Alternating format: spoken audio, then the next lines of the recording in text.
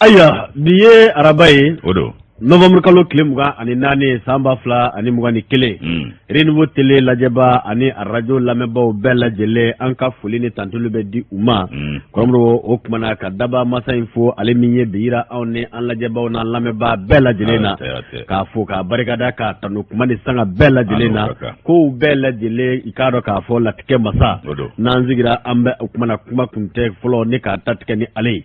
kama ambi foli belbedi ama okmana sanga ni wati be ani lajeba ni lamebo ulu fana joro ka bon kosobe bare na sabu aunga la nyini minye oye kuna fusiri mi misega klasoro nika kuna sire ka bashi ka kibaro ni kuna funi jelew ulu bela jele faranyanga ladriya konnana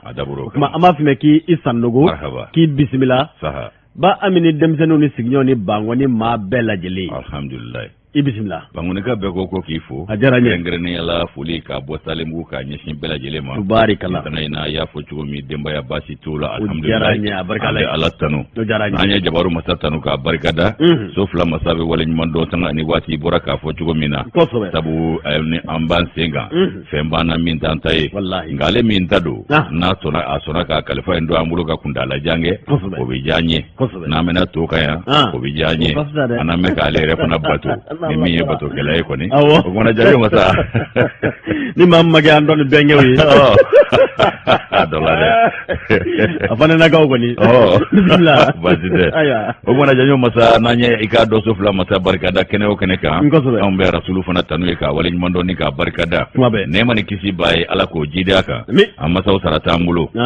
anti se kulu sara yere fana foli ni tanu ni barkada ni wala nyimando bete meniko anti 50 nyina ka do ambe do de kuye ali bi ala ko bulu kan si uje ankoro ka bana koro bashi ka jiri ke la fiawla kura kanu soro jangu ka toro naye munu mbi chenso bada dalika no ya uluna nga bamba to bela jelenyi kanu ba jama ka foku barkada faso kono ani faso koka ni fandan nani fe ka do ka fore nuwo akanu ba ubi ame mindo anze mindo ko beni nyangu maka beni sigoro chugo ya uye mana mi nyefle ba jama ni ba jama nimbela jile de barakele kono kisei abeko grupu renouveau okuma ku ka bismillah mine kuna foni keneka ufana bo kuna siri kono parce que c'est bon de ba amulu kala munu daba matrafa bo be no blake on tay ba mayele may o kadra kono minu sugandira ona ku garjige yi lo nyegele joko nyuma ni nyama da ko nyuma ala kan no ya ubela jile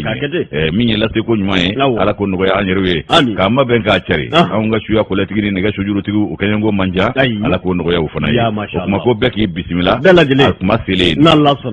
asma sira awo akuma sira amne sumani kunye hake ga doy robro ikado ka fo bara nye farajanga bara bayda sirama radio chama mbe munu kalanzo mbe anani zaina abidam ne ikado anka duguba ni togo daw bela ambu befo ku bela jele wala nyuman don ka fuye ko ukacha kosobe wala saka ni jemuka ne ka ikado amachari o kunti dore senekala ni monekala ni bagamara ni furuba chake ba munu ubuka sigidaw kono robro ulubi se ka ikado ka bokku na sirla chugumina o kumana radio partenaire be ka fulibe kene o kan wati tamane ko annoncer ne be mbulu mono ba no fe modo na ba an laje labana kuna funi Facebook ka ulu funa ka fude o ka fude bololo sans anda nganu ba be don ngambe befu na la zona bela de lenga fo ro ka do ka fo annoncer kuma mbe da do kamara ko pourquoi ne pas le dire o kuma na ko mimi talike wale la bi ko yela jondi ba fe ne kai ka do joro ni ka o koni lalna krengere na mamunu no lu ka bara benendo moto taxi boluma na bi fama fotigora telimani bollo rumro ko ni wati labai na kiba ye ka fo ko kuma mimi talike bo moko tani ga sigina abika do sangele pembere bonyango bo mimi talike ka do ni wale na ko machamangera ashiriye moto taxi ulu ko ni mbora ka chaya waka kere ka do ka fo ngoni badi bokanye ikado jamana diunzinna tango munu zigero benimbe bo moko ma waka kere sababu fana ni ka bara di ka do ka fo demtendo ma no yeshifina kawye rumro kiba ye ka fo ni wali min vlani nye o kuma na ko demeni demenyo ya baka kanga taka nyishi amma nga ko ni watla bay na ko ma ko yela jon ni ba fe ni ke ka do joro ani ni bara ni ka ke siranye fenyi sabu ko mamunu nga bara benebe ni nguima no ye ka do ka mota ni ka tanu ye ukuma gunye yorola no ye moto taxi bolloy ko ke kuma na ko ni watla ba no jatu ya ye ka fo binganu be ka taka usegere o kuma na ko bingani keta munu be ka taka usegere abika ka sababu ye ni ka chama nyere joro ni bara ina wabika ke chama ye hali munu yere be no ulu fana bɛ u ta ni ka taa u ma magoɲɛ yɔrɔ la roro ko bɛɛ lajɛlen kɔni bɛ ɲini ka jɔrɔ ni k'o la nati roro ko o kuma ni jɔrɔ dun nana ko kɔnɔ i b'a ye k'a fɔ o kuma farati bi na ni farati nana kɔrɔmɔrɔw k'a ko k'a bi sɛbɛ kɔrɔ fanga bi dɔgɔya o ko k'a sɔrɔ o kuma na walikɛbaa minnu n'olu filɛ nin ye n'o bi tali kɛ kuma na moto taxi bolilaw la roro k'i b'a ye k'a fɔ jamanadenw don wa ko dutigiw de don ka caya a caman bɛ o kuma minnu ni olu kɔni bɛ u ka dahirimɛ an'u ka musakaw ka sɔrɔ nin baara in na o kuma ko nin kɔni ye k'a dɔn k'a fɔ kulekan ye ani welekan ye min bɛ ɲɛsin jamana marabaw ma jamana yɛrɛ i k'a dɔn k'a fɔ a lakana baarakɛbaw u ka dabali ni fɛɛrɛ tigɛ walasa i k'a dɔn min bɛ tali kɛ walejugu min bɛ ka ta kuma ni sanga bɛɛ lajɛlen la kɔrɔmɔrɔ ni ka i k'a dɔn moto taxi bolilaw k'u sɛgɛrɛ ani maa minnu bɛ yen n'olu bɛ i k'a dɔn moto taxi yɛrɛ ta ni ka u kuma na u mago ɲɛ ni a ye n'a ma ɲɛ ko binkani bɛ ka ta k'u sɛgɛrɛ a bɛ ka jama ni ka o kuma na mɔgɔw lasiran ko a ka kan bi jamana marabaw u k'a sena kɔrɔ teliya ni ka mɔgɔw ani u ka bolola hɛrɛw ni k'u lakana kano kamara ale ka fasiri don annonceur kɔnɔna na moto taxi in yɛrɛ dɔrɔn tɛ o a bɛ bɛɛ kun kan kɔlɔkɔlɔ dara jakartatigiw kama kɔlɔkɔlɔmadaw kan bi y'a bila sen na wallahi a tɛ ka ban de a tɛ ka ban fɛɛrɛ de ka ɲini a la n'o tɛ bi m'a bila sen na yanni jakarta ka na Yamusa Kɛmɛ u ma kɔlɔkɔlɔ binni da olu kan o y'a sɔrɔ faaliba in tile tɛ o juru de tun bɛ sigi wallahi ka moto ta k'i bi i binnen sa e bɛ yɛrɛ ɲini na olu fana bɛ moto ɲini na aw banna haraba bɛɛ bɛ t'i ka sira fɛ nka n'i bɔ yɛrɛ don a la bisiw ni morifaw ni ntɔlaw ani i k'a dɔn nɛgɛberew nin bɛɛ de nana kɛ kɔsana ko ye wa ni an ma fɛɛrɛ ɲini o la wa dɔ de bɛ fara a kan fɛn tɛ bɔ a la dɛ a ka gɛlɛn dɛ n'o tɛ Yamusa Kɛmɛ ta waati faali kun ka dɔgɔ nka jogoninw tun bɛ kɛ waati bɛɛ mobili kun b'a fɔ u bɛ juru da dɔw ɲɛ k'u bɔ k'u bin k'u ka Yamusa Kɛmɛ ta ka taa n'a ye Yamasa a fana maa fina ko bɛna tuma wallahi kira bɛna sahaba banakli masa bɛnakli olu bɛ ɲini ka dɛsɛ ka dɛrɛ alo gilamba ay ko yɔrɔ tete ni y'a fɔ la kami ko kuma tɛ LD ni BRS kuma tɛ jurugelen de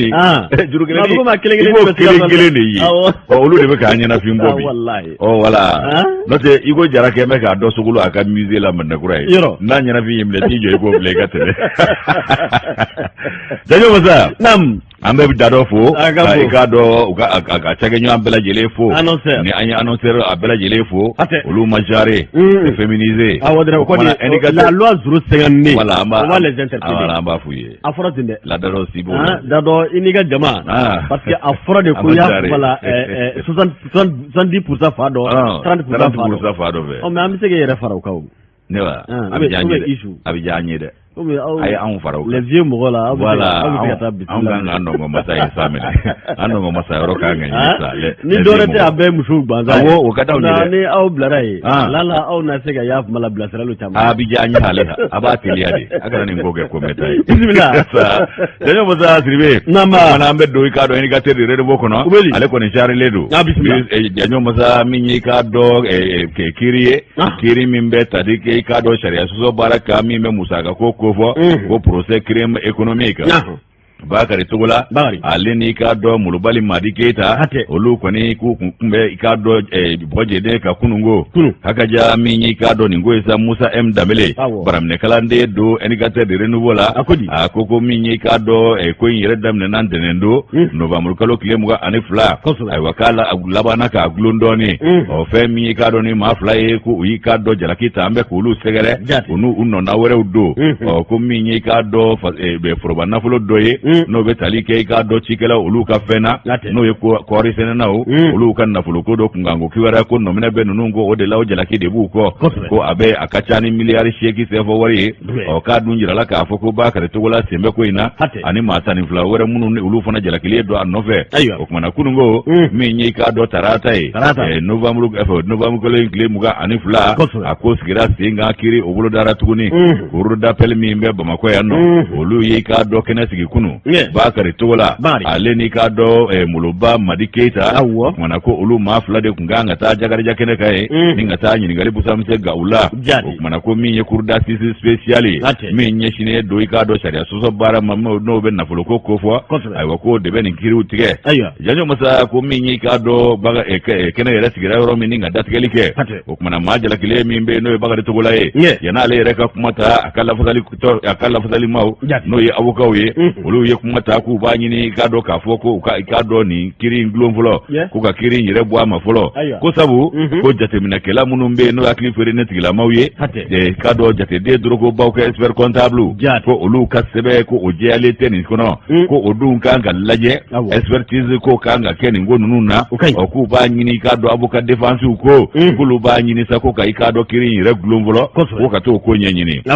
aiwa minyi ka do ni ngoisa ko mana uya glo ugalla nyini na ninga klaka ta da korola tuguni ba kare togola anana kana ijo ni ngalu da taraka togola segere ko mana uye nyini ngalu ta ka segere wati mina kai ka do aka jala kilu ko lu kuma ko lu bela jele fese aye ba kare kuma na ba kare ko kale be mine ngoi na mami kale mafunye foi sora kola ko mana ko ale mine kun yere jonjo mi ka ba fanye bi kale bana ki tegeno de blackori songo kola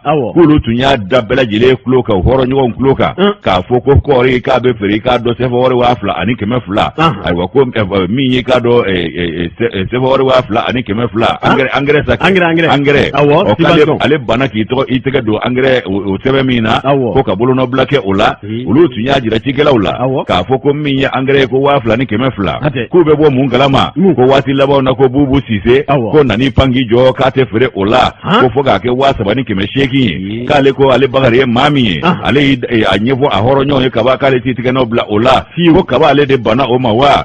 kibai ka foko bubu ka ula ale nofe ko ni mano e ko nye ko bubu sile no do bagare ka kuma ka jalagi shama ale de jalagi nye si bubu sile masida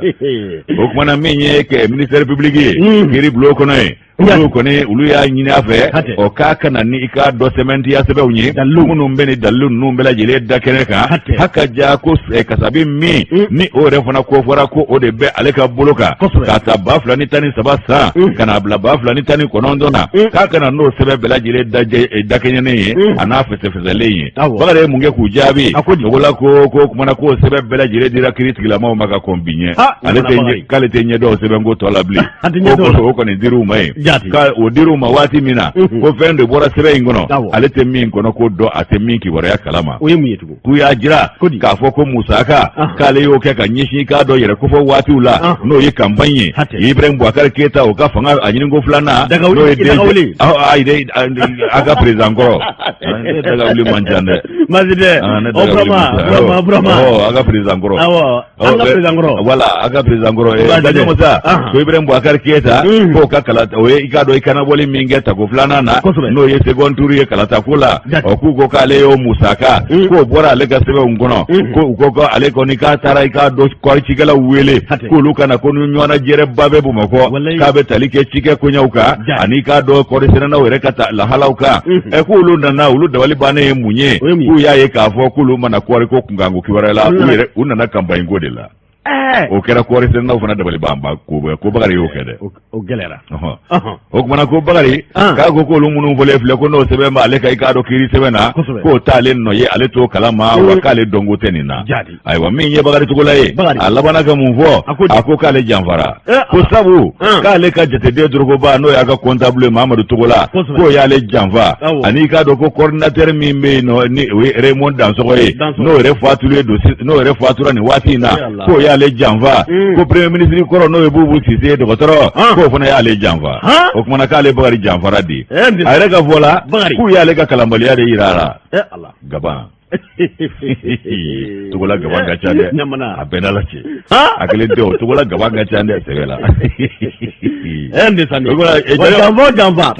koromuro ni mangana jamba ti sala utedisa adola makala ne brani kunvima jekula mimi hakli to yere la kalan kuye ya malala beninga an ga jamana kalango an muta jamana ci kala ataman kalan ne do ya mala eko at jamana ci bade manjana jobai no te bigin nu ne ka jugu na bolo magate me mani fi dabarama ayi bigin nu mai ne bismillah o kona ko ikado ko ale ko ne ku ya ale ka kalambaliya de jirale la ningara ba kare to la ka kuma ye akoni ye jalaki ta ka jalaki mi ko no tale fle ka ale sigara ni na ale minɛna o ko yɛrɛ ju la k'u ko miliyari 13 CFA wari k'a to bɔ ko ye ko miliyari 1 yɛrɛ k'o bɛ fɛn in jɛ fɔlɔ ayiwa min y'a ka avocat ye olu kɔni ko k'olu fana dabali banna ko sɛbɛn min filɛ nin ye o Bakari filɛ k'o kuma fɔ k'o b'a ka sɛbɛnw cɛ la ko o sɛbɛn bɛna mun ɲini cour d'assises kɔnɔna la ko pereperelatigɛ la sa k'i b'a ye k'a fɔ ko min ye k'a dɔn lɛrɛ 2 bɔɲɔgɔnko ye Bakari u y'o ɲininkali Busamusen Gwala kumana Bakari togo la i k'a dɔn cikɛla nafolotigiba in k'a kɔni ye fɛn caman kɛ k'u jaabi u sɔrɔla ka laɲini kɛ k'ale ka taa sigi fɔlɔ o kumana u ye i k'a dɔn kiri gulon ka taa ɲɔgɔn ye miniti 30 bɔɲɔgɔnko u nana tuguni kɛnɛ kan Jakarija kɛnɛ kan ka na sigi tuguni Maloba Madi Keyita de welele o la sa Maloba Madi Keyita ale ye kita fédération sɔnna ko fédération o maa ɲɛmaa fana ye ko jalaki min ta an bɛ k'ale sɛgɛrɛ ko ale ka kasabi min fusukura ale bolo k'o bɛ t'i jɔ CFA wari miliyari 388 miliyɔn 388 o kumana ko o de jalaki ta an bɛ k'o fana sɛgɛrɛ ale fana ye i kale k'i siɲɛ ko fɛn min filɛ k'o bɛ ka fɔ nin ye ko ale m'a dɔn bi a m'a dɔn sini ko kalo don k'ale nɔ tɛ k'ale minɛna septembre kalo 2019 sa gendarmerie maaw fɛ k'u taara ale minɛ waati min na u ye laɲini k'ale fɛ k'a k'a fɔ a ka comptable ye k'a kana n'i k'a dɔn jateden sɛbɛn bɛɛ lajɛlen dakɛɲɛnen o kumana min bɛna to u bɛ sɛgɛsɛgɛliw k'olu fɛsɛfɛsɛ ko u y'o sɛbɛnw bɛɛ dalajɛ k'a di kiiri tigilamaw ma olu nana n'a ye k'a dira u ka bolo kan o k'o don ni bi cɛ ale ɲɛ ma da o sɛbɛn ninnu kan a m'a kɔnɔ kuma dɔn wa k'ale bɛ bɔ min kalama ko jalaki de ta an bɛ k'ale sɛgɛrɛ nin cogo la k'ale fana ta kɛra nin cogo ye o kumana min y'i k'a dɔn ministère public ye sa nin bɛɛ tɛmɛnen kɔ ale y'a jira k'a fɔ ko a fana ka nin ko minnu filɛ nin ye ko a yɛrɛ y'a fɔ a ka kuma daminɛ na ko olu ka sɛbɛn bɛɛ dafalen tɛ fɔlɔ ko sabu k'a bɛɛ ma fasiri o kumana ko a y'o min fɔ k'a ɲinana o kɔ wa kuma kun fɔlɔ la o kumana ko min ye k'a dɔn trésorier ye ko o ma sɛbɛn bɛɛ lajɛlen di k'o dun fatulen don bi su na se ka ɲininka ka gɛlɛn o kumana ko min ye k'a dɔn kiri ye a gulonna fɔlɔ u ye kiri gulon a bɛna daminɛ arabadon k'a dɔn tuguni bi yɛrɛ novembre kalo tile 24 wa a bɛ to senna don n'a dugujɛ fo ka taa fɔ ko yelen manana nin ko in kan k'a bɛɛ lajɛlen fɛsɛfɛsɛ ka bu ni kolo bɔ ɲɔgɔn na jalaki tɛmɛ ka ninnu sɛgɛrɛ miliyari 16 CFA wari olu ko o bɛɛ tɛ ayiwa ko 2013 ni 2019 cɛ ko Bakari ko o ye dankari foroba nafolo la k'a ni kɔɔri cikɛlaw ka foroba nafolo o kumana ko min ye i k'a dɔn seere ni seerejugu seereya ani sɛbɛn gansanw i k'a dɔn ladegeli sɛbɛnw ko o bɛɛ lajɛlen i k'a dɔn jalaki de bɛ ninnu nɔfɛ o ko wari min ka ca ni miliyari 8 CFA wari ye ko o de yera sɛbɛn kɔnɔ wa kiiri bɛ ka kɛ o de kan o fana na ko 4 ɲɔgɔnna bɛ yen ko sɛbɛn foyi tɛ k'o yɛrɛ sɛbɛntiya bi miliyari 4 bɔɲɔgɔnko 8 fana kɔnɔna la o fana sɛbɛn foyi tɛ ka dalu foyi t'o la dalu kisɛ kelen t'o la fana o fana ye baara ye Musa M Danbele faraminɛkalanen don éducateur de renouveau la nin y'a ka nɔbila sɛbɛn ye u ka bidon boli Kɔrɔmuru hakili la nin kiriko ye o kumana dungale kɔni ɲɛsinnen don nin ko in ma a bɛ guwan dɛ nka a bɛ guwan dɛ a bɛ guwan baw ni gundo kɔni terimaw ma kɛlɛ a gundo caman na gundo bɛ kasi koyi wallahi gundo bɛ kasi awɔ ni terimaw kɛlɛ dɔrɔn gundo bɛ kasi ni sɛgɛsɛgɛliw kɛra caman dalen don e k'o tɛna wuli ni sɛgɛsɛgɛliw kɛra avion ko mana wuli i bɛ ka tɔgɔ b'o la sɔrɔdasiw ka minɛn ko mana wuli a tɔgɔ b'o la ayiwa min ye kabayinko fana ye kɔɔri sɛnɛnaw ka kunkanko kɛ a tɔgɔ b'o fana na tuma dɔ la u t'a fana ɲininka ka filɛ la o komi ale dalilu dɔw bɛ sɔrɔ a bolo ancien président mɔgɔw de ye statut da i kan o b'a wuli o fana kɔni statut ye mɔgɔw di o ala ka statut tɛ lahara ko tɛ diɲɛ de don manifeste statut bɛɛ bɛ wuli manifeste sariya bɛɛ a ye rencontre min kɛra Mali sɛnɛkɛla bɛɛ ɲɔgɔn sɔrɔ y'a fama 26 mars la Angora kiri yɛrɛ bɛ ka kɛ yɔrɔ min na ji suma san ka da dɔw ma hali suma hali burumbɔrɔ sɔrɔ dɔw ma sɔrɔ ka dun mais sɛnɛkɛlaw fana bon je trouve nin ko a ko mais a bɛna ɲɛdɔn a bɛna ɲɛdɔn a ko ka ca n'a bɛ kiiri tigilamaw bolo a na ɲɛdɔn to olu man ɲi o tuma min ye indicateur ye ale fana kumanen don kɔnte hakili la Baginda fana maire ale ka kiiri kɛra san 5 dira ale fana ma ani a tɔɲɔgɔnw nka o gafe an ma s'o ma fɔlɔ olu an taara to la ta ala kosɔn saliya jara ale ka kiiri kɔni tigɛra san 5 kaso dira ma a n'a ka registre maa 2 bunyanko a jarala ma yɛrɛ awɔ Enigater boko basaba kemenani ani bisabani kononton mi mitalike kado ka fo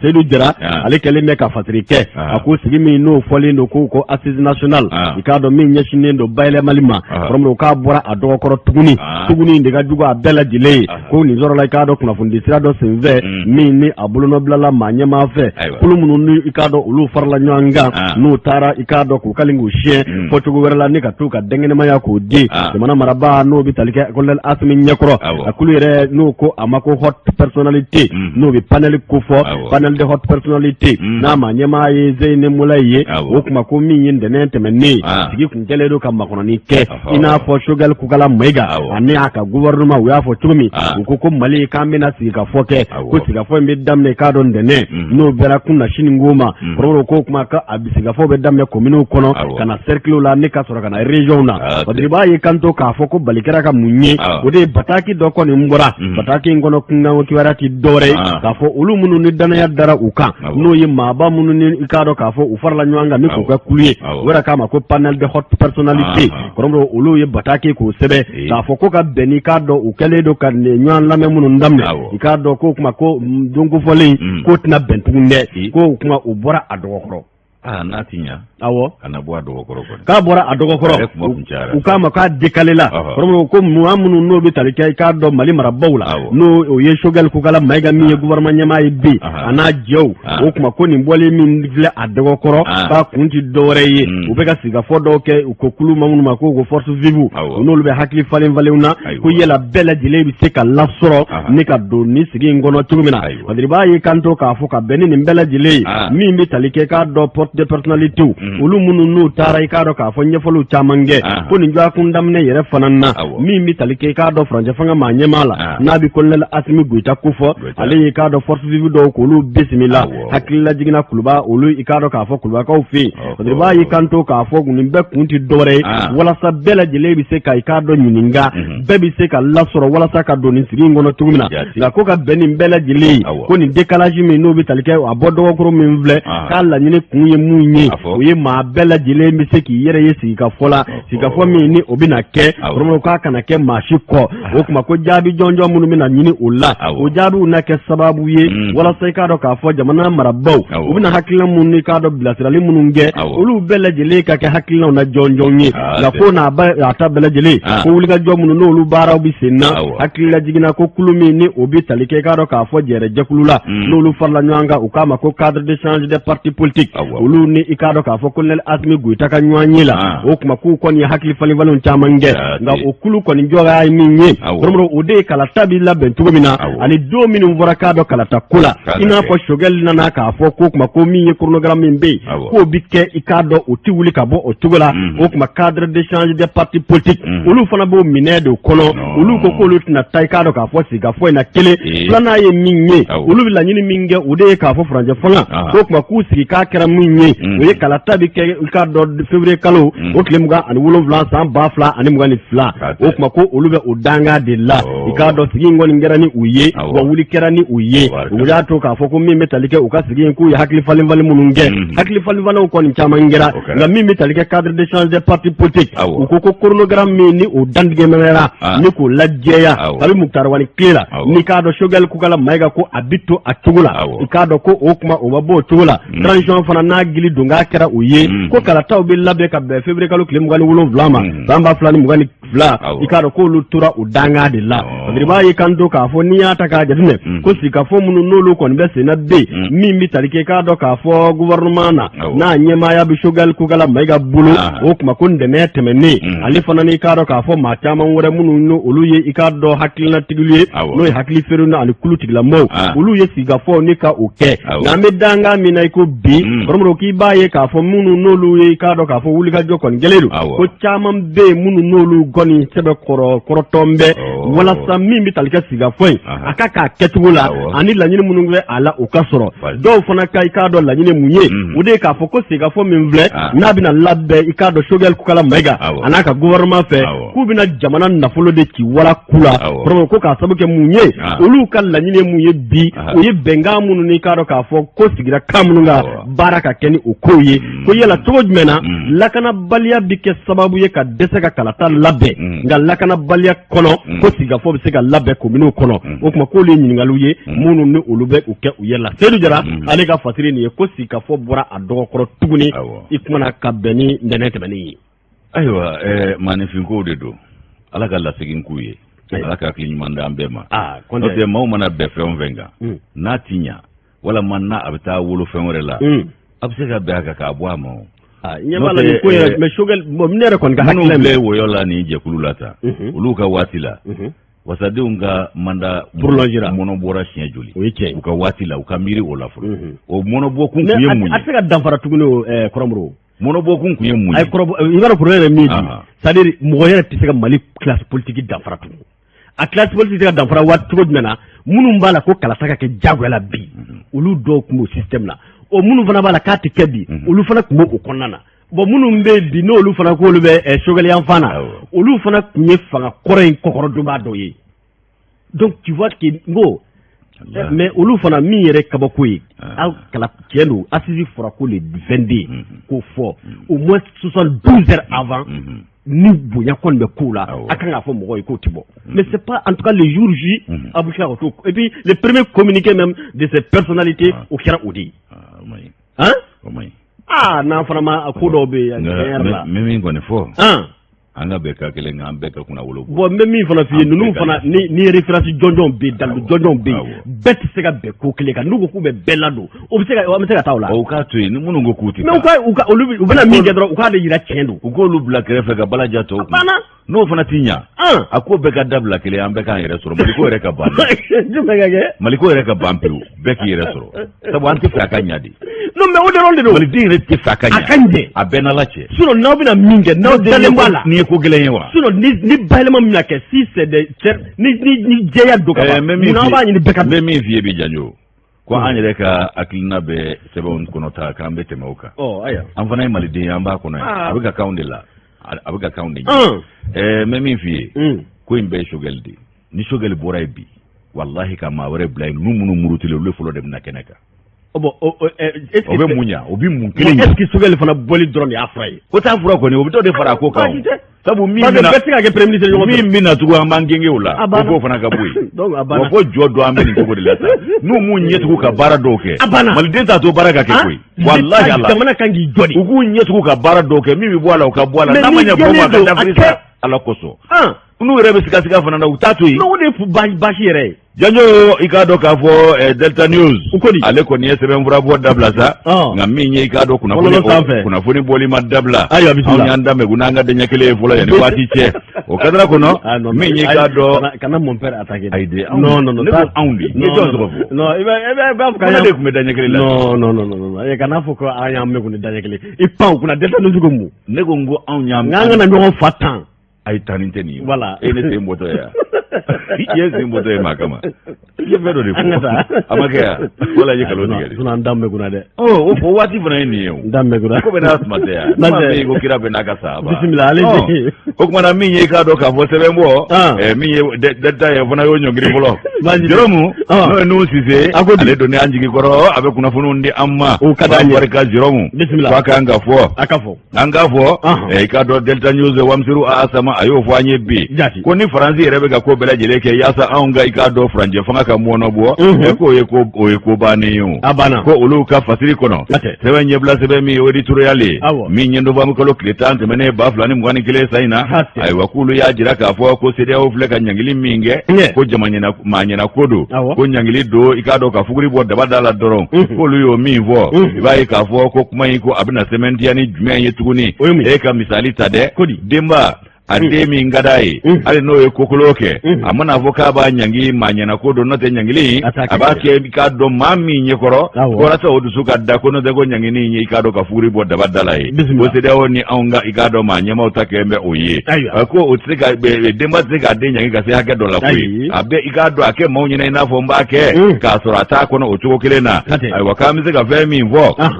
ayiwa ko den yɛrɛ ko a bɛ ka ɲangi fɛn min na ɲangiba yɛrɛ b'a dɔn ko den fana nɔ t'o ye nka a kɔni b'a kɛ ka fuguri bɔ dabada a banna k'olu ye nin fɔ o ɲangiba yɛrɛ b'a dɔn ko den nɔ tɛ nka u bɛ fuguri bɔ dabada la ten o kumana ko ale y'o fɔ o sɛbɛn kɔnɔ ko an bɛ yɔrɔ min na ko bi ko an bɛ se ka mun de faamu k'a fɔ ko Faransi yɛrɛ bɛ ka fɛɛrɛ ni dabali bɛɛ tigɛ ka i k'a dɔn tulu kɛ tasuma ka yaasa ka tasuma ɲaga ko ka tila ka wuli ka jɔ kɛ ayiwa n'a jɛngoma ɲɔgɔnw min ye k'a dɔn farajɛ jamanaw ka kulu ye Union européenne k'a b'o fana kɔnɔna suruku ka kɛ anw ka jamana kan ko k'o fara CEDEAO ka ɲangili kan ko CEDEAO ye ɲangili min kɛ ko Union européenne fana k'o ta ko k'o don ba la ko ɲangili ko k'o ta ka anw sɛgɛrɛ i n'a fɔ ko CEDEAO ka laɲini ye k'a sɔrɔ u yɛrɛ hakilina n'u diinɛ n'u ŋaniya don o kumana ko a y'o kɛ i n'a fɔ CEDEAO de y'o laɲini olu fɛ ko ni e ko i b'i teri de fɛ i b'i teri de fɛ i bɛ maa min fɛ gɛlɛya b'a ka tuma min e bɛ fɛɛrɛ de ɲini k'a bɔ gɛlɛya kɔnɔ ma walama i bɛ dɔ ko ka fara a ka gɛlɛya kan de k'o teriya o n'o fɛ k'anw ma fɛn faamu o la i bɛ jamana min fɛ i teri jamana a bɛ degun kɔnɔ i n'a fɔ anw b'o min na bi k'ale k'an ka fɛɛrɛ ni dabali bɛɛ de tigɛ anw ka bɔ o kɔnɔ farafinna fana bakun kan ya perepere latigɛ la i b'a ye k'a fɔ kɛrɛnkɛrɛnnenya la anw yɛrɛ i ka dɔn anw ni Faransi ka teriya i b'a ye k'a fɔ ko a ko kɔni ko a bɛ yɔrɔ min bi ko gɛlɛyaw b'an ni ɲɔgɔn cɛ ayiwa o gɛlɛyaw ko i b'a dɔn k'a fɔ a mana gɛlɛya cogo cogo farafinna bakun kan yan du kelen kɔnɔ ni dudenw fɔra ɲɔgɔn kɔ u tila ka sigi ka kuma kɛ u bɛ ɲɔgɔn faamu a la ko a tɛ kɛ ni ɲangili ye a tɛ kɛ ni k'a dɔn taabolo wɛrɛw ye ko ninnu yɛrɛ ye ɲangili min kɛ ko k'a ɲɛsin maa dɔw ma ko i k'a dɔn sanction ciblée ko ciblée bɛ mun de ko fɔ i k'a dɔn CNT o kɔnɔ kumaw gouvernement kɔnɔ maaw an'u ka denbayaw ko olu kɔni bɛɛ lajɛlen ko ɲangili in bɛ tali kɛ ka ɲɛsin olu de ma tiɲɛ dɔ kɛ a taara ka ɲɛsin maa minnu ma a bɛ se ka degun dɔɔni lase olu ma ko nka ka tila k'a fɔ ko min ye i k'a dɔn k'a fɔ anw ka i k'a dɔn taabolo ye ko Union européenne fana ka ɲangili wɛrɛ ta ka anw sɛgɛrɛ k'o tɛ wolo foyi la i k'a dɔn k'a fɔ ni gɛlɛya tɛ o sabu u bɛn'o min kɛ ko Faransi bɛna Mali dɛmɛ de Malidenw yɛrɛ minnu kun kɔdonnen don ɲɔgɔn ma k'u don da kelen fɛ k'u bɔ da kelen fɛ u bɛna jɛ ka fara ɲɔgɔn kan ka Faransi ko yɛrɛ kɛ i k'a dɔn haju ye o kumana ko min ye i k'a dɔn k'a fɔ nin ko ye sa ko min ye sigi ka kuma ye ani bɛn ni kelenya o de kan ka ɲini farafinna bakun kan nin waati in na bɔnɛ man ka ɲini ka sin anw ma a ka diya anw ka furancɛ fanga maaw ko n'u bɛ fɛ olu k'a kɛ a kɛko la k'u kan k'olu dɛmɛ den nka u man ka degun ta k'u sɛgɛrɛ k'an bɛ yɔrɔ min ko bi ko CEDEAO ni Faransi ta kɛ n bɛ bagabaga ani k'a dɔn k'a fɔ lamaloya kow de ye k'u ta k'u b'anw sɛgɛrɛ k'u bɛ mun de ɲini u bɛ fɛ ka mun de fɔ ko Faransi yɛrɛ i k'a dɔn k'a fɔ a ka taabolow la ayiwa ko ale bɛ ka kɛwale minnu kɛ nin ye ko dɔ fara dɔ kan k'o bɛ gɛlɛya tɔ de bugun o tɛ fɛn bɔ a la o ko banbali ninnu tɛna fɛn bɔ anw ka gɛlɛya la ko ye dɔ de fara o kan wa k'o bɛna kɛ sababu jumɛn ye maa minnu bɛ yen ni olu yɛrɛ tɛ hali bɛn kelen na gɛlɛya in hukumu kɔnɔna la f'a bɛna kɛ sababu ye k'anw fara ɲɔgɔn kan o kumana k'a bɛna kɛ i k'a dɔn farafarali wɛrɛw ye anw ni olu yɛrɛ fana cɛ ka taa fɛ tuguni a ka diya ko hali ni olu ye nin fanga in bɔ yen bi min bɛna natugu k'o fana ye furancɛ fanga kura de ye ko fanga kura tɛna ta sigi ten o fana ye transition dɔ de ye ko yala k'u bɛ transition dɔ bɔ yen ka dɔ wɛrɛ sigi wa u bɛ transition dɔ bɔ yen ka dɔ wɛrɛ lana wa Faransi k'u ka taabolo de ye bi wa ko anw kɔni b'a dɔn pereperelatigɛ yɛrɛ la ko min ye i k'a dɔn ɲangili ninnu ye n'o ye sanction ye ko a tɛna na i k'a dɔn anw ka jamana ɲɛmaaw bila diyagoya la ka kalata kɛ février kalo 2023 sanction tɛna na o diyagoyaw kan Wabsiru Asama ka fɔ la a ko a bɛna kɛ mun ye k'u bɛna nin fɛn minnu kɛ tan k'a bɛna kɛ sababu ye i k'a dɔn k'a fɔ u yɛrɛ bɛ nimisa Faransi maa ɲɛmaaw k'u yɛrɛ bɛna nimisa sɔrɔ a ko la ko ni Faransikaw kun sera ka hakili sɔrɔ ka sigi ka kuma boloda ni anw ye k'a ɲini ka an dɔn k'an ka taabolow dɔn walama ni maa minnu bɛ mara la bi u ka taa Faransi ka mara a sɛbɛnkɔrɔw ta k'a lajɛ u b'a ye k'a fɔ ko Sudan ko ale tɛ sɔn manamana ma u b'a ye k'a fɔ ko mɔgɔsɛbɛya k'o tun bɛ Sudan yan nɔ wa min ye k'a dɔn ko o zana dɔ bɛ anw ka Sudan kɔnɔ yan kabi Faransi ka mara waati ko min ye bagan bɛɛ bɛ gɛn ni bere kelen ye ko nka maninfin bɛɛ n'a gɛnbere don ko Faransi t'o dɔn k'u ka taa sɛbɛnkɔrɔw lajɛ o fana k'i bɔ yen i b'a ye k'a fɔ ko min ye o laada o zana ye ko n'o tɛmɛna k'o b'a jira k'a fɔ ko jamana bɛɛ n'a ka mara kɛcogo don jamana bɛɛ n'a ka hakilina don jamana bɛɛ n'a diinɛ n'a ŋaniya don bɛɛ ni siya ayiwa ko Faransi maa ɲɛmaaw k'u m'a ɲini k'o ɲɛɲini u t'a dɔn k'o ɲɛdɔn o kumana k'u ka ɲini dɔɔni ka maliden kalan k'a dɔn yan'u k'a fɔ k'u bɛna bagabaga ta ka maliden sɛgɛsɛgɛ ko bagabaga tɛ maliden bɔ a dabolo la Wamsiru Asama ka fɔ la a ko maliden fanba an bɛ yɔrɔ min ko bi ko olu bɛɛ lajɛlen sigilen don n'a ye k'a fɔ ko kumana ninnu nakun y'anw fara farali ye k'a bɛna kɛ sababu ye ka anw fara ɲɔgɔn kan de ko caman y'a faamu bi ko ye ayiwa ko farali in tɛ mago ɲa ko maliden yɛrɛ dɔw fana bɛ yen minnu y'a yɛrɛ wolo ye k'olu ko saya ka fisa ni malo ye ko ni Faransi t'o dɔn k'o ka f'u ye k'o faamu k'a ɲini k'o dɔn a ka taa don tariku kɔrɔw kɔnɔ a ka sɛbɛn lajɛ a ka surankaw ɲini k'u dɔn o kumana ko min ye k'a dɔn maa dɔw ye olu b'a fɔ ko ko nin ye kɔrɔlen ye k'an kana an da don o la k'o ye tariku kɔrɔ ye misali dun bɛ sɔrɔ ye o n'i ye kɔrɔlen lajɛ i b'i sinsin bi ka sini ɲɛsigi o kumana min ye k'a dɔn ko min ye an bɛ yɔrɔ min ko bi ko maliden yɛrɛ bɛ yɔrɔ min bi ko munna dusujugu bɛ ka don an kɔnɔ ka ɲɛsin Faransi ma a maa ɲɛmaw ka kɛta ani CEDEAO bɛ ka waleya min ta ka anw sɛgɛrɛ k'a bɛ san 10 bɔɲɔgɔnko bɔ bi u nakun ye k'u bɛna jatigɛ wale kɛbaa tigilamaw kɛlɛ ko fɛn kɛra a ko la wa ko n'i y'a ye donso jɛkulu wulila k'u jɔ ani yɛrɛ kumabɔ jɛkulu ko groupe d'autodéfense ko n'i y'olu wulilen k'u jɔ nakun de ma ye olu la o ni nakun yera olu la ko yala o olu bɛ wuli k'u jɔ wa ko sabu u y'a ye k'a fɔ ko ye fankelenma ye hali n'a y'a sɔrɔ u ka kɛlɛminɛnw tɛ kelen ye olu kɔni kɛn bɛ k'u kwadisi da juguw la an bɛ don min ko bi Mali k'an bɛ yɔrɔ min ko bi k'a tɛ kɛ i k'a dɔn CEDEAO ka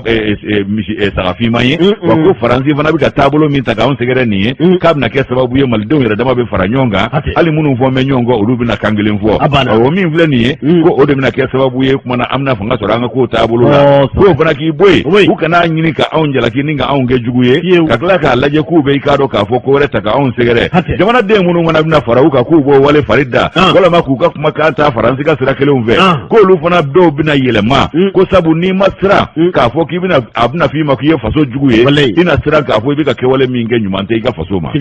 o min filɛ nin ye ko ni o bɛɛ de ye ɲɔgɔn sɔrɔ sa ko hakilina min b'a la n'o ye kanabila ye maliden fanba b'o de ɲini bi ko wa k'a fanba olu kɔni b'u ka marakɛbaw kɔ bi yaasa i k'a dɔn k'a fɔ kanabila u bɛ se ka sabati cogo min na wa ko waati min ma n'u ja n'u yɛrɛ y'a dɔn ko a bɛ ɲa nin waati in na k'u bɛ se ka kalata boloda ka bɛn n'o ye ko sɔnninkɔrɔ ko tɛ sans rancune Wamsiru A Asama a ka nɔbila sɛbɛn nin an y'a bɔ Delta News kɔnɔ Wamsiru A Asama karamɔgɔ an bɛ foli belebele da ni Delta News takɛlaw bɛɛ lajɛlen ma o kumana n'i y'a digilen maa min na a na kɛ n'i y'a fɔla taafa min fɔra o b'i kan o dog'i kan a y'i kan tele de mali sɔnninkɔrɔ ko tɛ dɛ ayi i kan tele de mali o ma an ka taa jɔ a la ayiwa hakili la an taara an nana dantɛli caman t'o la jɔnmaw bɛ cogo di n ye komisiyɔn dɔɔnin bɛ yen sabu sɔrɔ sabatilenba tɛ waati n'a cogo don a kɛra baara ye parce que ko prix fana jiginnen don nka direction générale commerce la concurrence olu fana agent bɛ grève la o kumana prix fana jiginna nka commerçant fana tɛ ka jigin banque yɛrɛ fana ko olu fana bɛ grève la est-ce que an tɛ nafolo dun dabila an ka kolon an ka segin kolon na kolonkisɛ ɲini ka bon wali n'o fana sɔrɔ n'an segin o fana bɛ gɛlɛya o fana laban bɛ gɛlɛya sabu k'a bɛ ka dun non mais kabako don an bɛna mun de kɛ dɛ anw ka jamana ko in ko diɲɛ tɛ so ye ko kiyama tɛ taa yɔrɔ ye juma ko k'an tɛ taa fana dɛmɛ ma sa fana sugu la fana monsieur le maire ministre dɛ Abdoulaye Coulibaly ne m'a fɔ juma de y'a fɔ Abi Alker kura Abi de y'a fɔ ne m'a fɔ dɛ yɛrɛ i tɛ fara fana kaw la déjà karamɔgɔ an taara an bɔra sugu la i y'a fɔ cogo min na ko caman bɛ jamana in kɔnɔ an bɛ dugawu de kɛla k'an sɔn hakili la ɲuman na kɔnta ko sɛbɛkɔrɔ ndayilen don a k'u ka kala ɲɔgɔn nɔfɛ tuma dɔ la n bɛ n yɛrɛ ɲininka yala tiɲɛ yɛrɛ la anw ni Ala n'a kira cɛ an bɛ fɛ jamana in ka basigi an yɛrɛ an bɛɛ ka don so kɔnɔ an kelen ni Ala a n'an nikun ni an yɛrɛ diinɛ n'an ŋaniya an k'an yɛrɛ ɲininka bɛɛ kelen kelen a kana kɛ maa si ɲɛna i ni Ala cɛ la ani diinɛ ni ŋaniya la yala i ta ye Mali ko ye wa i ta ye mun ye maliden ɲininka kuma de sera ça veut dire il faut que an ka enquête de moralité spéciale bon o yɛrɛ fɔra k'i bɔ yen il faut qu'an ka adamaden état généraux de kɛ parce que tiɲɛ yɛrɛ la adamaden état généraux i bɛ ko dɔw ye i bɛ dɔw ye taabolo dɔw la ka dɔw ye hakilina dɔw la ka dɔw ka fɔta dɔw mɛn ka laban k'olu ka kɛta ye ka tila k'olu ka mara kɛcogo ye kunun ni bi cɛ i kamana bɛɛ kuma sini ni kunun cɛ kuma minnu bi Allah c'est pour u ka vari in ka ɲi dɛ mais komi mɔgɔw fana mago t'a la maloya tɛ yen bon o de kɛra kojugu ye quoi ko yɛrɛ gɛlɛman y'o de i ye min fɔ kunu n'i y'o contraire fɔ bi n'o jɔr'i la ne y'a fɛ n ko ni danbe banna diɲɛ jamana o jamana hɔrɔnya tɛ non c'est ça o tuma na an ka taa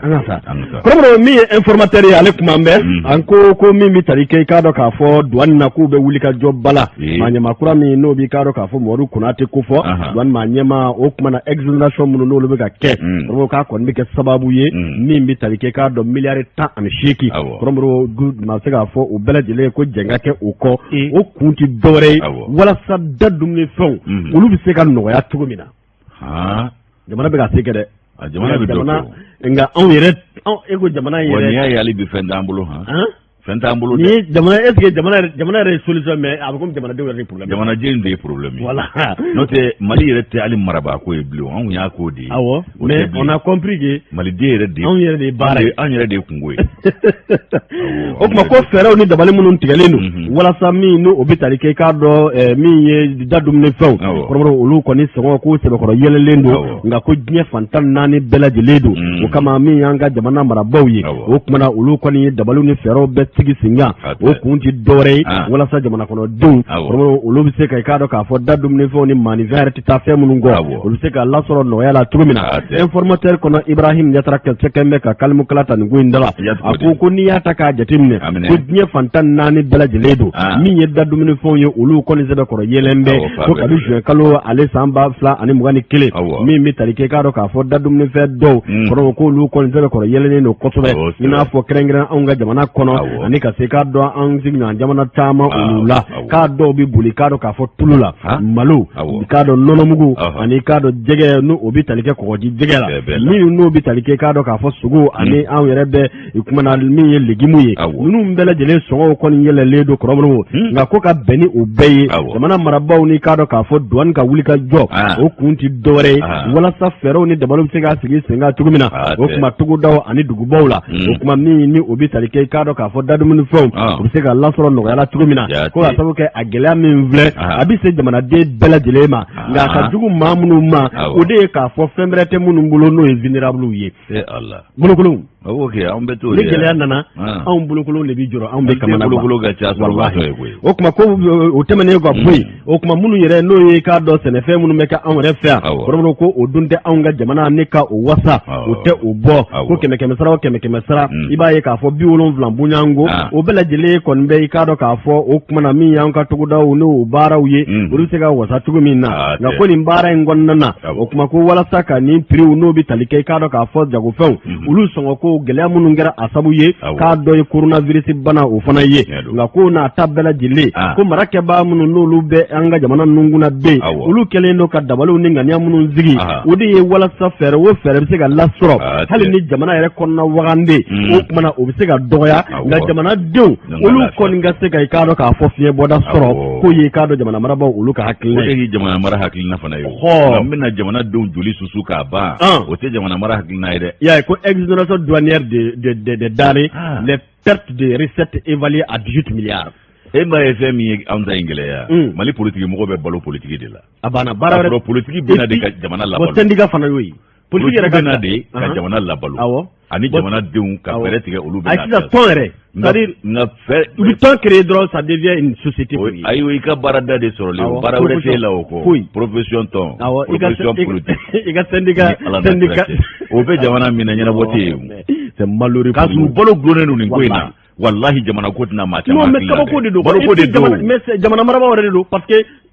tellement que u bɛ importance don u la ou bien ka siran u ye ou bien. Walama ka buruburu ta k'a d'u ma ko k'u da gulɔbaranin sigi o kuma o bɛɛ kɛra yan nɔ. O bɛ ɲa. O bɛɛ kɛra yan. Ni fɛn fɛn wulila n ka cɛ. N'a y'o manje k'o ban a bɛ mankan ci daminɛ tugun. Et puis ale bɛ tila dɔrɔn n'ale mankan ci ni dɔ d'a ma ni dɔ in don. A bɛ taa fɔ o fana tɛ wuli yan. A cɛ ne t'a sɔrɔ dɛ. Ah donc c'est comme ça hein. Et c'est comme ça ma comme ça. Et ça va durer comme ça ma comme ça. Comme ça ouais. Voilà parce que c'est devenu la stratégie de comme ça ma comme ça. Ça sera toujours comme ça. Et c'est tout le monde qui va peut-être s'organiser et s'adapter à ce système comme ça ma comme ça. Comme ça ouais. Et on va organiser peut-être de telle sorte qu'on soit écouté comme ça ma comme ça. Toujours comme ça. Ça serait toujours. Vraiment k'a dɔn fasiri kɔrɔ ko la a ko nin wale minnu filɛ nin ye ko min bɛ tali kɛ k'a dɔn gouvernement kɔnɔna k'o ye wulikajɔw caman kɛ o kumana hali lakanabaliya kɔni tiɲɛ don o bɛ yen nka ko n'a ta bɛɛ lajɛlen jamana marabaaw ka hakilina n'u ka jɔrɔ n'a ye ti dɔwɛrɛ ye o kuma jamanadenw bɛ se ka i k'a dɔn da dumunifɛnw lasɔrɔ fɛɛrɛ minnu na o k'u y'o ko caman sigi sen kan o kama ko kuma ko min bɛ tali kɛ exonération u ye i k'a dɔn k'a fɔ bajigiw caman kɛ douane kɔni gɛnna i k'a dɔn miliyari caman kɔ nka k'a kun ye dɔwɛrɛ ye a kun ti dɔwɛrɛ ye a kun ye walasa min bɛ taa taxi minnu n'olu bɛ sara malo la taxi minnu bɛ sara i k'a dɔn k'a fɔ nɔnɔmugu la walima taxi minnu bɛ sara i k'a dɔn k'a fɔ da dumunifɛn wɛrɛw la ninnu bɛɛ lajɛlen jɛngɛn bɛ ninnu kɔ subvention kɛmɛ nin bɛɛ lajɛlen la nka ko n'a ta bɛɛ lajɛlen i n'a fɔ Ibrahim Yatra y'a fɔ cogo min ko douane kɔni kɛmɛ ka wuli ka jɔ kɛ promo jɔn kelen kɔni bɛɛ kɔ minnu bɛ kɛ sababu ye ka dɔw fɛnɛ fara i k'a dɔn vaganden kɔnɔ ko la olu bɛ u kumana su ani tile baara o la direction min bɛ commerce ale kunna ani concurrence o kumana ko ministre kɔni kelen ka bataki bɔ k'a fɔ ko min ye fɛnw prix k'olu kɔni jiginna ka bila a nɔ na kɔrɔ ko kuma ko min bɛ tali kɛ sɛgɛsɛgɛliw la ani ka wuli ka se ye k'a dɔn k'a fɔ nin yɔrɔ kofɔlen na jateminɛ de kan ka kɛ o la olu ka baara kɛtaw ye o prix minnu filɛ kɔrɔ olu ka to o minɛ nka ko n'i y'a ta k'a jateminɛ gɛlɛyabaw bɛ o kow la sabu ko bɛɛ b'a dɔn jamana marabaw bɛ bataki bɔ walima k'a fɔ o kumana prix kɛra nin ye kɔrɔ ko kumana o n'a ta bɛɛ Mali jagokɛla fana tɛ jigi ka bɛn ni u ye o ko y'a yɛrɛ foyi jagokɛla yɛrɛ tɛ nɔgɔya fɛ olu ɲɛna ko sɔngɔ ka sigiyɔrɔma 3 n'a 2 sɔrɔ k'o de bɛ ma kɛ fɛn ye k'a sɔrɔ ton sɔngɔna de ɲɔgɔnna dɔgɔja fura tɛ o de ɲɔgɔnna dɔgɔja kuma tɛ a ɲɔgɔn dɔgɔja fura tɛ o tuma ko douane kɔni ko n'o bɛ tali kɛ i k'a dɔn k'a fɔ direction générale min bɛ douane kunna bi olu yi ko n'i y'a ta k'a jateminɛ jamana jigiba ye u ye sabu min bɛ tali kɛ k'a dɔn musaka minnu kan ka se ka kɛ ka kalansow jɔ kɛnɛyaso ka se k'a dɔn k'a fɔ jamana yɛrɛ siraw olu labɛnni hali min bɛ tali kɛ jamana baarakɛlaw sarali ko la virement de salaire fonctionnaire ani min bɛ tali kɛ k'a dɔn musaka minnu bɛ don an ka wolomasiri tabaw wolosiw a n'a ɲɔgɔnnaw kɔrɔmɔrɔ ko min bɛ tali kɛ douane na k'u bɛ wulikajɔba kɛ nin na u jɔ da ka bon i k'a dɔn k'a fɔ jamana o kumana a jɔsen o la Badirika ye b'a y'i kanto k'a fɔ a ko k'an bɛ dɔnni minɛ ko bi o kuma min bɛ tali kɛ anw ka jamanaw na bi n'o bɛ tali kɛ faso Mali bara kɔrɔmɔrɔ ko jɛn bɛ kɛ fɛn caman kɔ i k'a dɔn cakɛdaw dɔw bɛ yen olu kɔni bɛ guloki bɔ ka da walasa baaraw ka k'a kɛcogo la nka ko dɔw fana bɛ gɛlɛyaw bɛ o la Ibrahim Yatra ka fɔ don informateur kɔnɔna na faso b'a se kɛ dɔw b'a ɲini ka faso ka se kɛ sanjukɔrɔ wɔsi ye o de ka ca o de tɛ ba ko la n'o tɛ n'a fɔra ko a kɛta n'a ma kɛ ten wa e kan ka dɔn k'a fɔ ko sunbala ba ye nɛrɛ Mali an mɛnna yɛrɛmabila de la an mɛnna yɛrɛmabila de la mara dɔw kɔni ta kɛra i k'a dɔn kɔtɛba ɲaga dɔrɔn ye ka bɛɛ labila i yɛrɛ ye yaasa n yɛrɛ ka fɛrɛ n ta ma dɔrɔn dɔw ta kɛra o ye o tɛ lakilenni sira ye o lakilenni sira mana daminɛ o kɔfɛ o tɛ taa ɲɛkumu kɔ o tɛ taa gɛlɛya kɔ sabu biɲɛkurabɔ tɛ taa wɔyɔ kɔ o gɛlɛya n'o ɲɛkumu bɛ ta ka maa min sɛgɛn o b'a k'ale ye jugu ye walima o b'o kɛ b'a kɛ jugu ye wa minnu delen b'a la n'u kumanen ɲɛna n'i ma kunnaja i b'i ka fugula bɔ ka d'u ma i b'i den kelen kalifa o la fugula wa i den i b'a kalifa o la ka taa an bɛɛ b'an kunima lase n'an dabara de ye est-ce que i ye nin faamu an ka vie la yan an bɛɛ de b'an kunima lase n'an dabara ye nka n'i y'a mesurer i b'a sɔrɔ an ma se yen a tɛ surunya yɛrɛ caman b'a yɛrɛ kɛ cɛ ye o fana kunima tɛ cɛ dɔw bɔ dɛ n'i y'o lamɛn kɔni a banna dɛ bon an b'o danga de la kabini y'a kuma la kolonɛliw bɛna waati min an y'a fɔ ko ni u ni maliden dɔw kolonsera a bɛ tiɲɛ y'a ko bannen a bɛ tiɲɛ an y'u lasɔmi koyi a kɛra an ma lamɛn de an y'a fɔ an ma lamɛn de i y'a fɔ cogo min na kurusi kolontigi kɔni ka kuma an y'a fɔ an ma lamɛn de de toute façon an bɛ dugawu kɛla k'a nɔgɔya amin bisimila nka k'an to nin na kaleya ka maa fa walahi a bɛ maa fa a yɛrɛ bɛ sa indépendant u kɔni n b'ale ta janjo masa ala ka balo bɛ fɔ du min kɔnɔ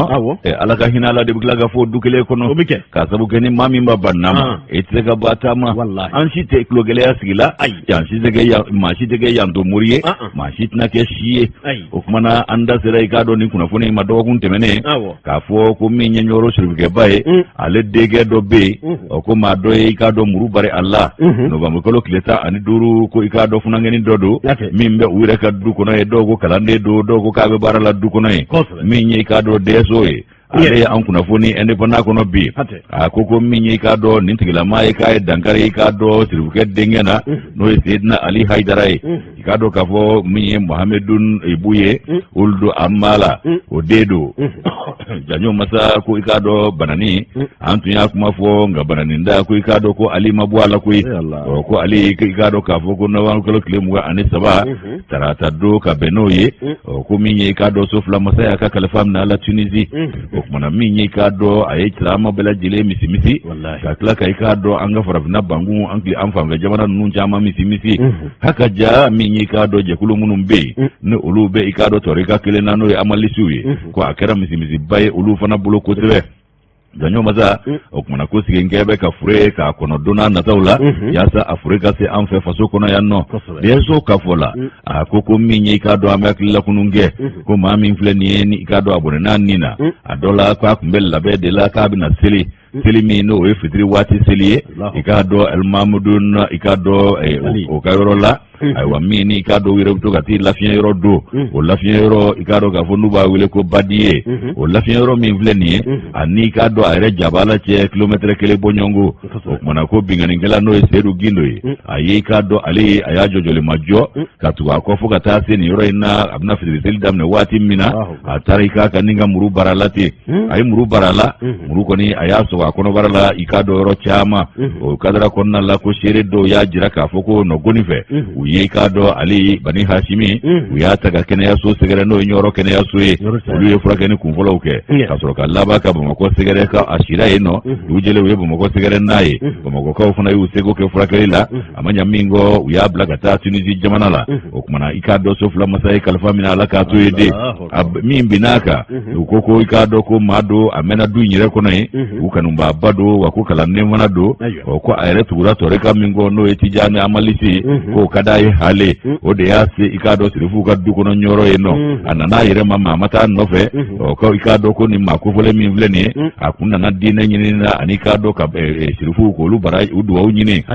yoro zali konnala ay ko beba do ka beni du nguna be sanduru bonyongo bo do re ko barake dedo do ko talibe do be yitafo ko nga ko siga ko ngele do kamale ni na ka fo hakli washi onno ni be yi Allah so min kera fa ka fo ko akon dafale ta ka Muhammad dafa o min ye sere do ye olu ya jira ka fo ko min yi ka do ni ngoye fa ka hakli washi ko de wulla fe wa o ko do ko ko ni ko labe ni ko ka dabwa kama ka waleya nga ayre de ba do ke kada kuminga mako mashito do ikado ka foni ala irete ane akeba o kuma ko minya akoni minana no eserugindo ka di ikado lakana tikila moma olu yesekele udaile o kuma kama yoro mi ko bi fe mi ikado ka fo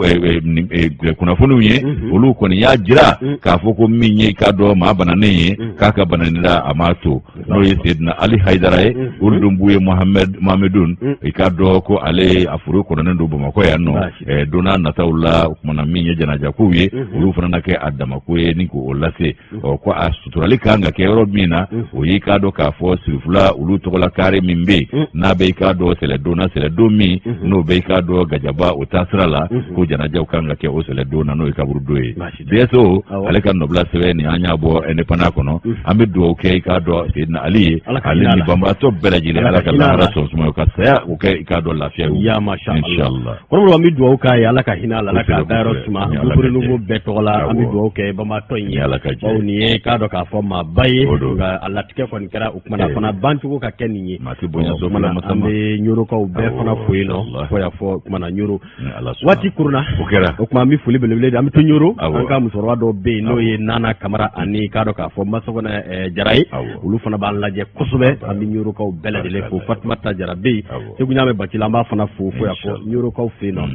wati kurun kama mina kati yugudu damba urukia kamara ani kado Shekmar ambu bela jele fo dewo batili be kado sinu Amadou Chekura jaraye Kalabankuru maire ye kase daya Keita ma ale kado sous-préfet Kalabankuru Musa Keita ale be kado entreprise SM na naka secrétaire fo kase Alker Kulubali ma kan bela jele fo jemul laje ba bawdo anan kan ba baw uludo ya fo chugo mi ambe bela jile fo bakurumba folila faso kono faso koka kelengele mbo foli ani kado ka fo ko rotna masro wati kuruna na minye ala hasan haidara fana bani ashimi